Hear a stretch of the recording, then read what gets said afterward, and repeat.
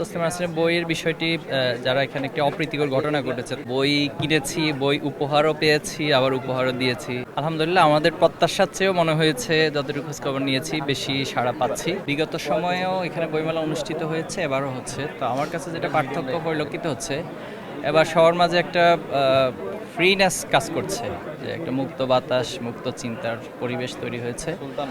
আর বিগত সময় আমরা দেখেছি যারা ইসলামী মূল্যবোধ লালনকারী যে প্রকাশনাগুলো বা লেখক, তাদেরকে ওইভাবে করে স্পেস এই মেলাতে দেওয়া হয়নি, এবং তাদেরকে মানে তাদের সকল ক্রাইটেরিয়া ফিল আপ করার পরেও স্টল বরাদ্দ দেওয়া হতো না। তো আলহামদুলিল্লাহ এবছর এটি একটি ভালো দিক যে সবাইকে যারা যারা এই বইমেলার ক্রাইটেরিয়া ফিল আপ করছে তাদেরকে স্টল দেওয়া হচ্ছে। তসলিমা নাসরিনের বইয়ের বিষয়টি যারা এখানে একটি অপ্রীতিকর ঘটনা ঘটেছে না ঘটে যদি আমরা সংশ্লিষ্ট যারা এখানে দায়িত্বরত রয়েছেন অথবা কর্তৃপক্ষকে যদি অবহিত করে তাদের মতন ব্যবস্থা নেওয়া যেত, তাহলে এটা বেশ ভালো হতো। আমরা আসলে কোনো ধরনের অপ্রীতিকর কোনো বিষয় না ঘটুক, এটি আমাদের কাম্য থাকবে, সেটা যে কোনো ক্ষেত্রে হোক। 5ই আগস্টের পরে তো আমরা চাই যে সবকিছু আরো সমৃদ্ধ হবে বাংলাদেশের, এবং বইমেলা এটি আমাদের অনেক ঐতিহ্যের একটি যাত্রা।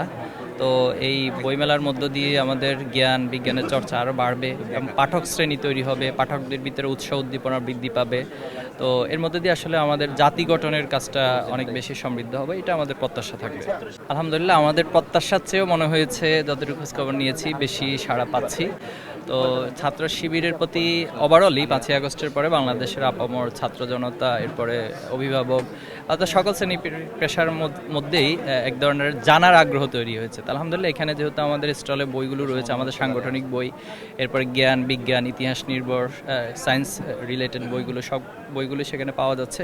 তো সবাই বেশ ভালোভাবেই সেটাকে দেখছেন, নিচ্ছেন, এমনটাই আমরা সাড়া পাচ্ছি। আমরা বেসিক্যালি যেটা করে থাকি যে শিশুতোষ, কিশোর এবং যুবক শ্রেণী এখানে প্রায়োরিটিটা বেশি দিয়ে থাকি।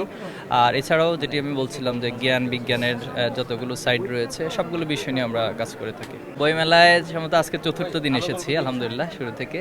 তো বই কিনেছি, বই উপহারও পেয়েছি, আবার উপহারও দিয়েছি, সবগুলোই করার চেষ্টা করেছি আমল।